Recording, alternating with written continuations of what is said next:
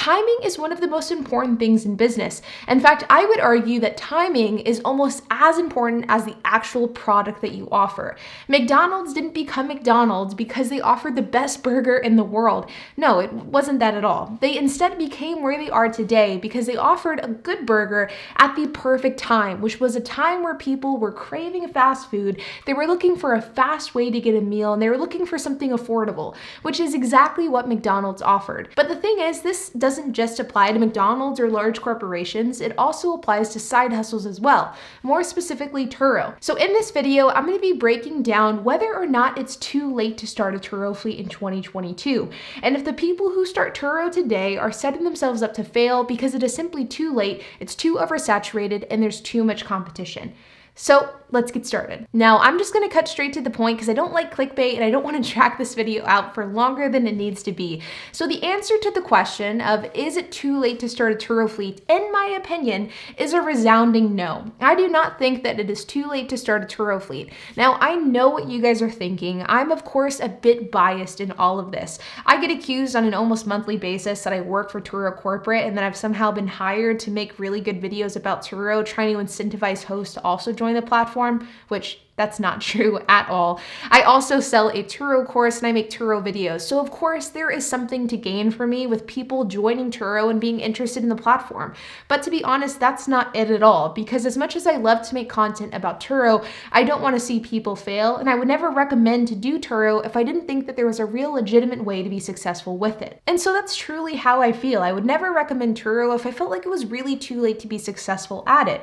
But let me explain a few reasons as to why I believe that this is the case. So number one is brand recognition and brand notoriety. The reality is, as long as I've been on Turo, I have never known as many people who know of the platform as there is today in 2022. Back whenever I joined Turo in 2017, nobody knew who Turo was. Nobody knew what the platform was. The entire idea of peer-to-peer car sharing was like a foreign concept. It was something that I would have to explain to people, and they would kind of just nod their head, agree, but you really knew that they didn't really know what you're talking about.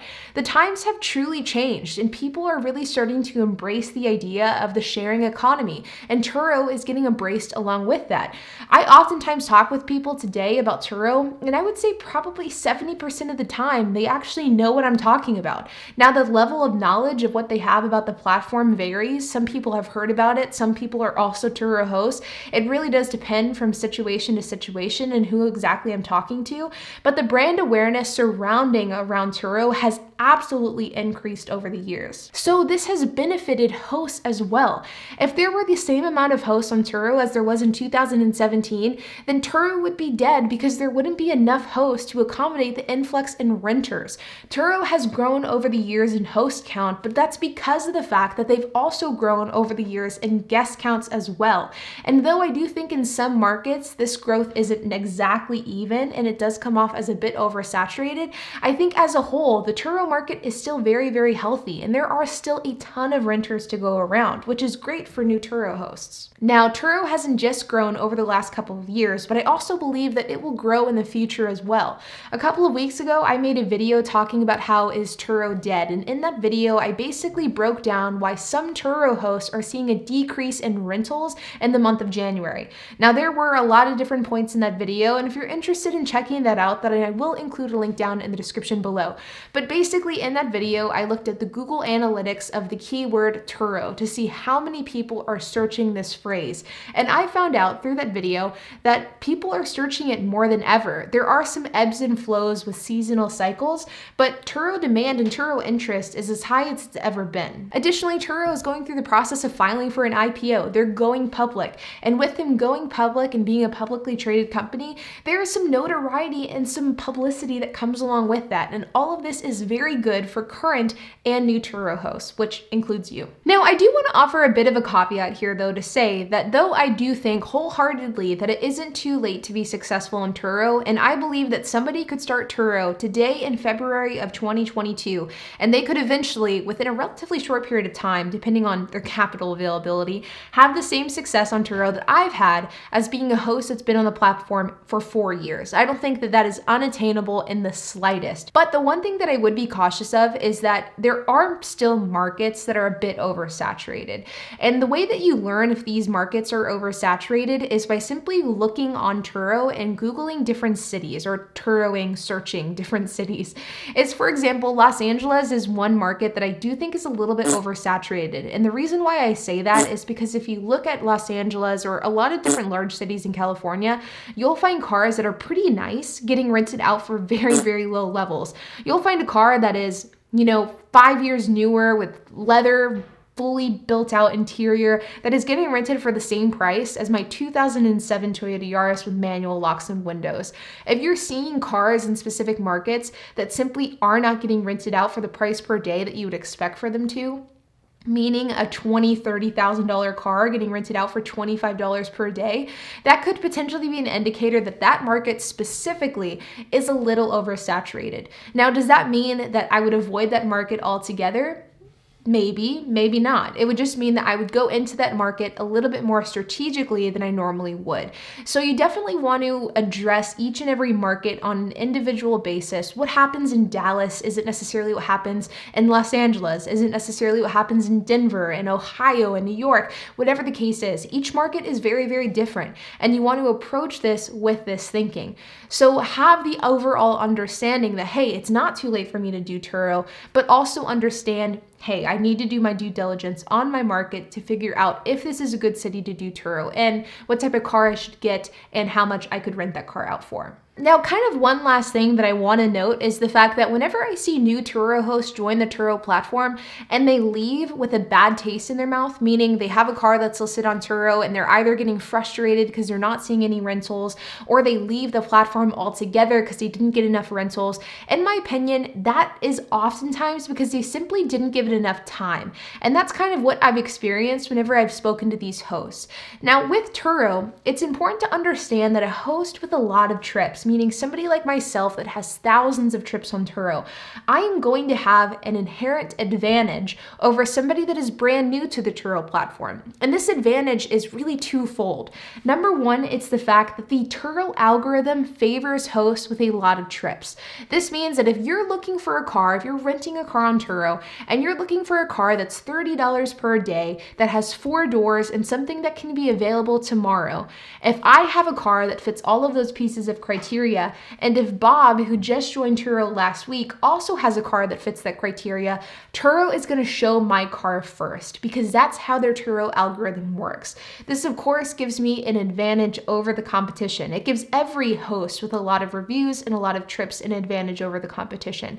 Of course, if this happens enough time, Bob is going to eventually be discouraged. I probably would too.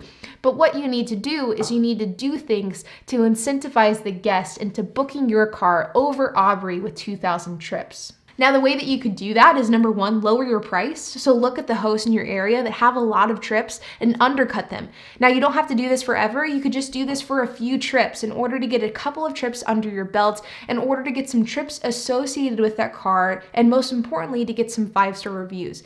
If you do this a few times, that will help you gain some traction, gain some momentum to beat out the Aubreys of the world. Number two is to make sure that your listing is flexible and to make sure that your listing looks good.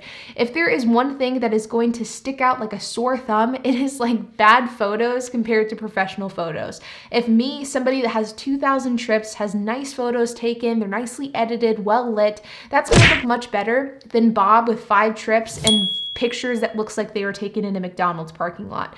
Make sure that your listing stands well with the competition, because if it doesn't, you're going to get passed over 9 times out of 10. And that's really where the second part of that equation comes into play. I mentioned that the Turo algorithm favors hosts that have a lot of trips, but let's be honest, so do guests. If you're renting a car on Turo for the very first time, who are you going to go with? A host that has 2,000 trips or Bob that has 5? You're probably going to go with the host that has 2,000 trips, especially if the car is the exact same. So it is and can be a bit of an uphill battle whenever you're first starting out on Turo, because you are going after and you're going against competitors that are much more experienced and have a much better track record. But just because it is an uphill battle doesn't mean it's an impossible uphill battle. And there are some really important things that you can do to make sure that you beat out the competition regardless of who that is. And really, to beat out the competition, it comes to a few key things, and some of them I mentioned a few moments ago. Number one is your price. Make sure that your price is competitive. You don't have to undercut your competition forever. Do it for a few trips, get some reviews in, and then rack your prices back up. Number two is to make sure that your photos are good. Good photos will help you every single time. Number three, make sure that your listing is flexible. So having instant booking turned on, making sure that you have advance notice set to the minimum amount possible. Make sure that you're responding to messages. All of these things will help you in the long run. And lastly, give it time. Whenever you're first starting out, it may take some time to get your first rental. But in the world of Turo, the snowball effect is absolutely real. And once you start getting some rentals under your belt, it will absolutely start to snowball from there. And the second rental will be easier than the first rental. The third rental will be easier than the second. The fourth easier than the third, and so on and so forth. The snowball effect is real on Turo. And if you give enough time for the snowball effect to go into effect, you will absolutely start to gain some really solid traction. Now, at the end of the day, like I mentioned at the beginning of this video, I really do not think that it's too late to get started on Turo. I think that you can absolutely get started today in February of 2022, and you can see huge successes in 2022 and beyond. But it will depend on how patient you are, what market you're in, what car you offer, as well as the price point that you offer it. If you buy a car like a 2010 Ford Focus and you list it for $100 per day, I'm sorry to say, but that car will probably never do well and you'll probably never gain traction. But if you buy a car that is in demand, like a Focus, and you rent it for a reasonable price, then you can absolutely gain a ton of traction and you can find a ton of success on Turo. Like always, you guys, I hope that you enjoyed this video. If you have any questions, comments, if you have anything to add, I would love to hear it. So make sure to leave a comment down below. And while you guys are at it, make sure to hit the like button, hit that subscribe button, and hit that notification bell. And I will see you guys in the next video.